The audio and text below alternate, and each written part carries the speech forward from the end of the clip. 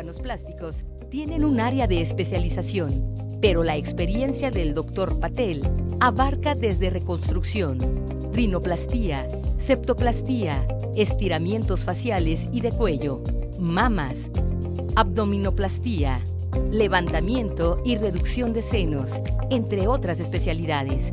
Estar doblemente certificado amplía aún más nuestra calidad profesional, además de la calidad humana. El Dr. Patel tiene pasión por lo que hace. Llame al teléfono en pantalla para sacar una cita.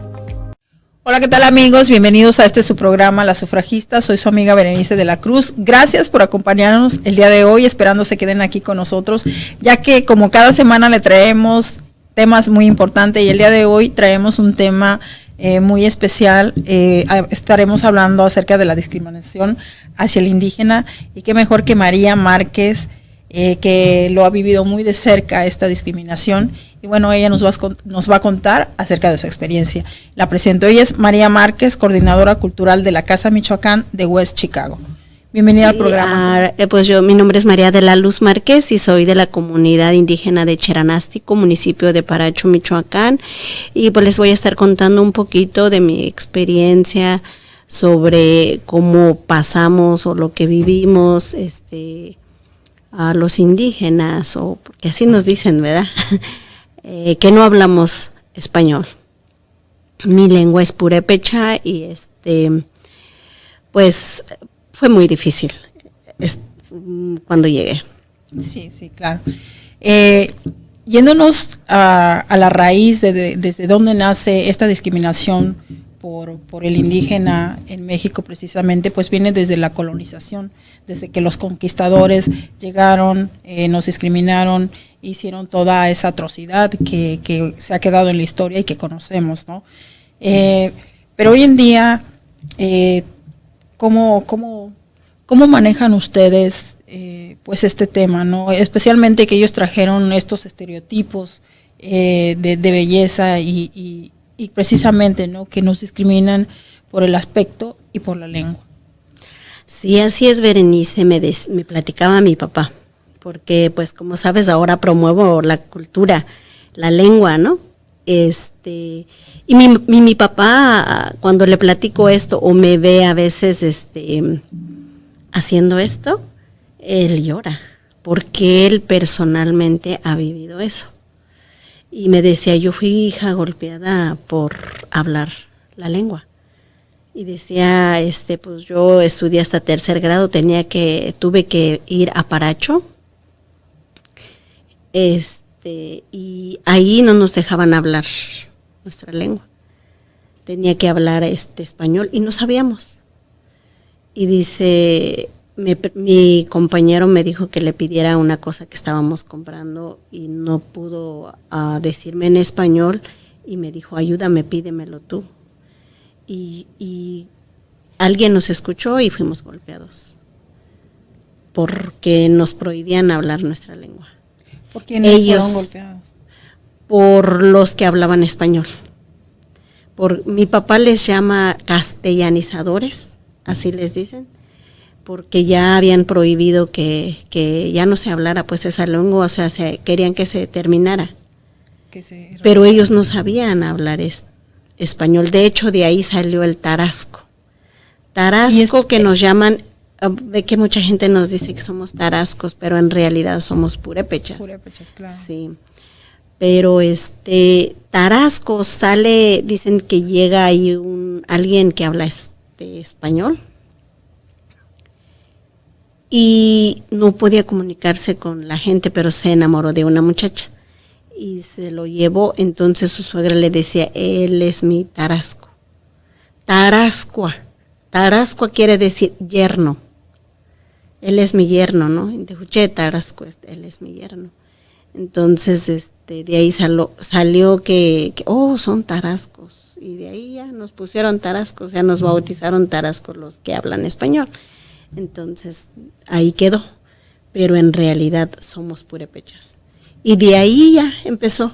O sea, ya nos, como que quedó ahí, no, yo siento, porque siempre que salíamos de ahí, o sea, siempre te ven menos, o sea, no puede estudiar, ellos no pueden ir a más, ¿no? Porque nos llaman hasta aquí, ya en este tiempo todavía se sufre, y mucho.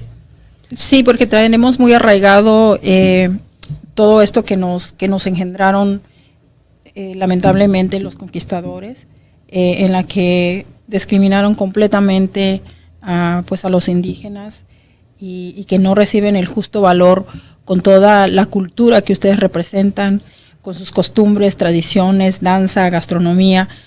¿Consideras que es un trato justo? Yo pienso que pues hay de todo, porque yo me acuerdo cuando yo llegué en el 97 y no hablaba español. Llegué aquí en un país donde pues tienes que hablar español o inglés. Y era bien difícil, era bien, para mí, o sea, estaba como con los ojos cerrados. ¿Y ahora qué hago? O sea, ¿cómo? Yo me acuerdo que pues mi esposo me tenía que llevar de la mano, o sea, a la tienda. Él compraba todo, yo tenía mucho miedo. Y luego me metí a trabajar en una tienda de esas de antes, una americana. Ahí nadie hablaba español, para mí era lo mismo, porque pues ni uno ni otro hablaba, ¿no? Pero fue curioso porque ahí empecé a hablar, lo primero que estaba agarrando era inglés. Y luego me salí, ya nos fuimos otra vez a un suburbio donde hay mucho hispano, entonces dije, ¿y ahora español otra vez? Y María, ¿cómo fue para ti, por ejemplo, viniendo de un país, México, que viene ya con una tradición de discriminación? ¿Cómo has sentido la diferencia acá en los Estados Unidos? ¿Cómo ves este sistema? ¿Crees que se valore más la cultura indígena que en nuestro propio país, aquí en los Estados Unidos? Así es, Berenice, y mucho,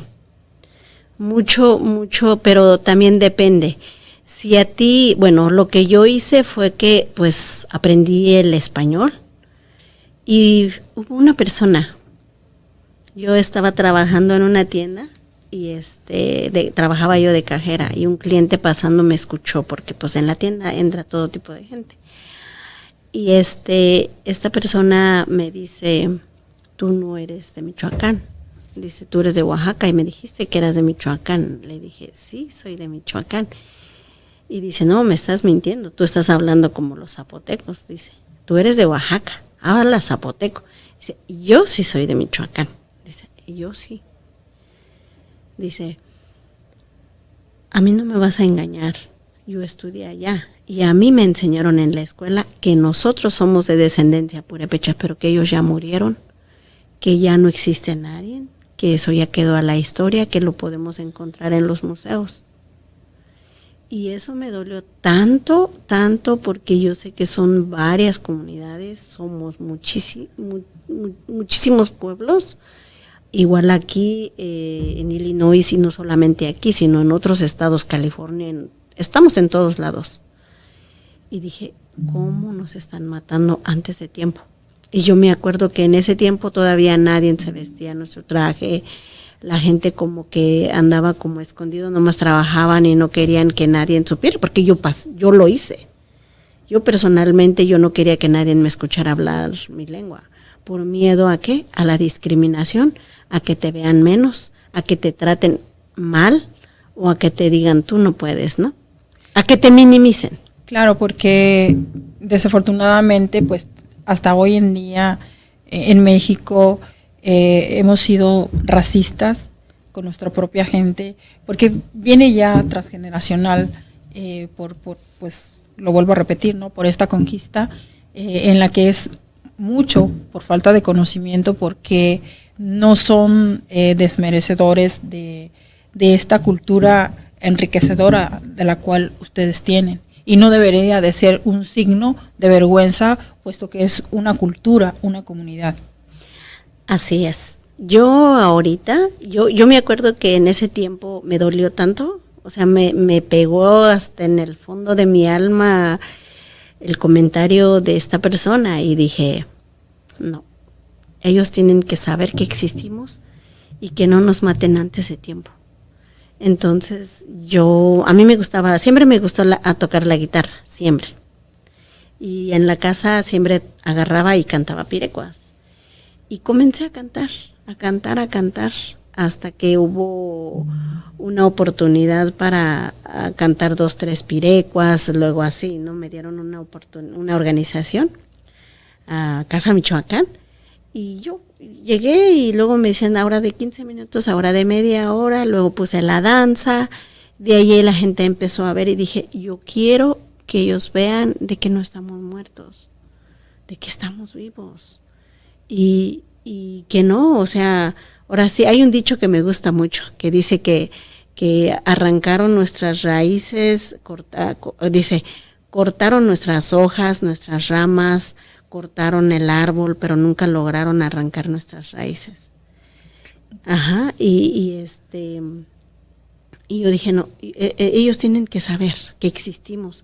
¿Cómo es posible que haya gente que es de nuestro estado Michoacán y que nos digan de esa manera? O sea, que ya no existimos, aquí estamos, no estamos muertos. Y dije, tengo que promover, o sea, que esto se empiece. Y me acuerdo que tuvimos un bautizo y les dije a toda mi familia, vamos a vestirnos con nuestro traje. Y sí, ¿cómo? Y sí, que no hay que darnos, no, es lo que somos purépechas, no deben de tener vergüenza.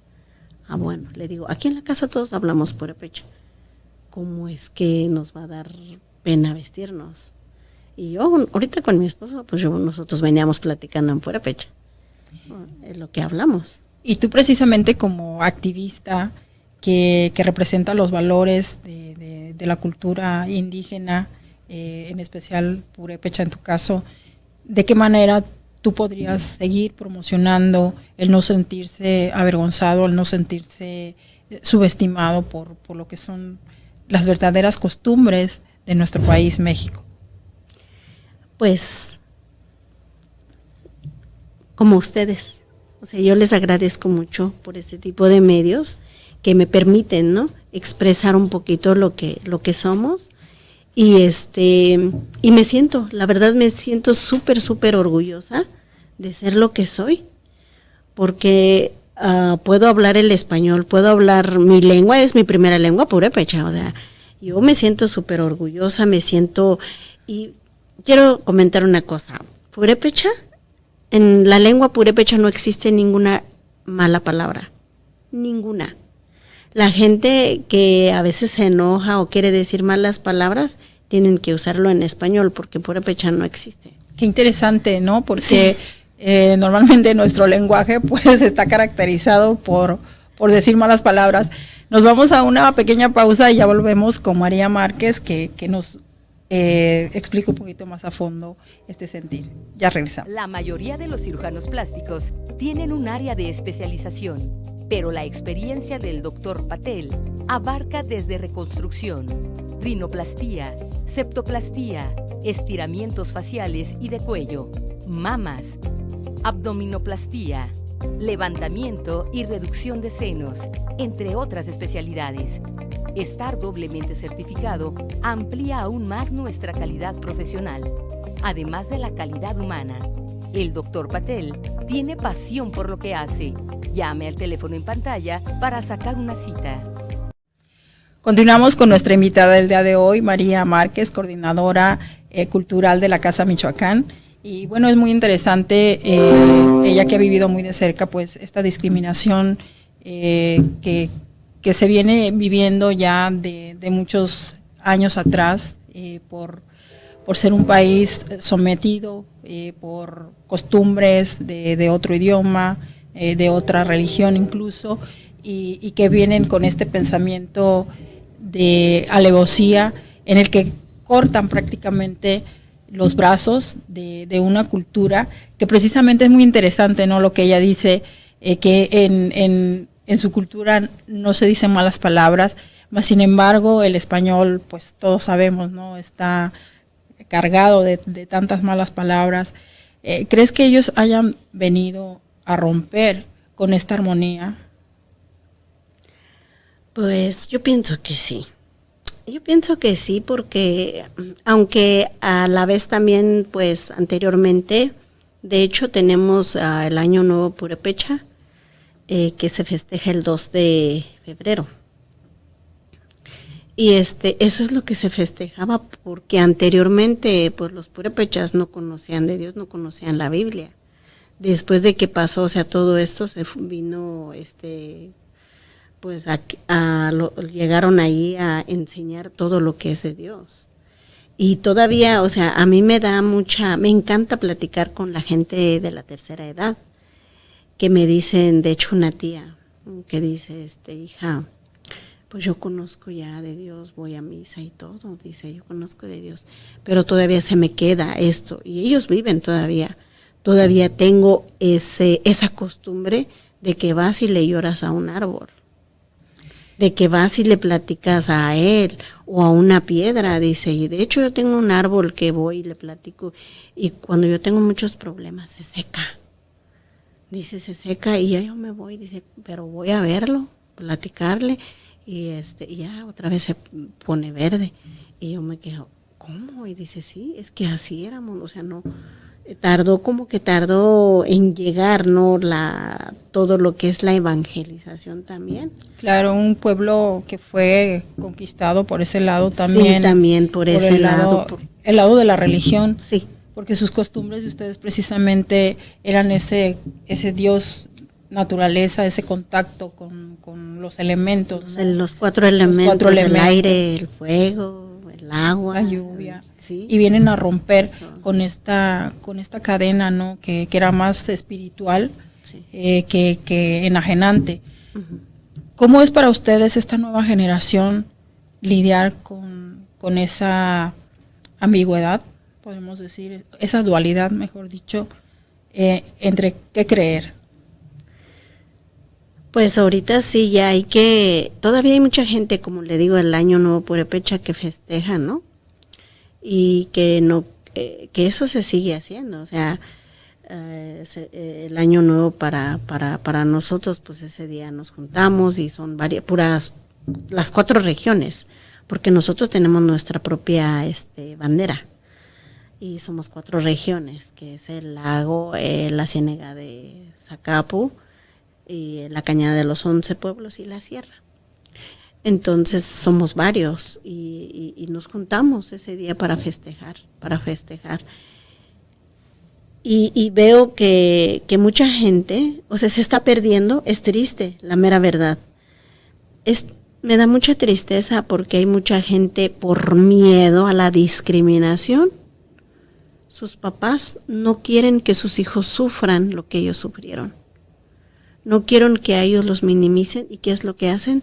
Pues que aprendan mejor el español. Y eso es lo que está pasando en México, al igual aquí. O sea, por miedo a que, mira, o sea, que tu lengua se vea que es algo que... Un signo de vergüenza. De vergüenza, un signo de... Y fíjate Berenice, es bien curioso porque yo me junto con gente que habla zapoteco, indígenas de Oaxaca, que hablan mixteco, o sea, y nos juntamos a veces con pues los que no hablamos español, pero somos mexicanos, ¿verdad? Los originarios. Y nos ponemos a platicar de nuestras anécdotas, de cómo fue que nosotros pues llegamos aquí y cómo, o sea, qué difícil fue para nosotros, porque fue bien difícil. Y ahora nos reímos que ya sabemos hablar español, ¿no? De cómo pedíamos las cosas. Y nosotros mismos nos reímos de nuestras propias pues anécdotas. Y decía ella pues que su esposo decía, no, pues fue a cortarse el pelo y no sabía decirlo en español, y que le dice a la muchacha, ¿me puede cortar la cabeza, por favor? y o sea, es la manera de como se dice en zapoteco, la manera correcta, pero en español pues se oye mal. Sí, porque lo tomamos de una manera pues... O sea, agresiva, ella ¿no? Sí, porque acá se oye diferente. Y hay muchas anécdotas de esas que tenemos, o de nosotros, ¿no? Que el señor va y y nomás puede hablar poquito español y va y que le dice, comprando carnitas, ¿no? Y pidiendo patitas. Y que le dice, y que la esposa le dice, yo también quiero una patita en purépecha, ¿no? Y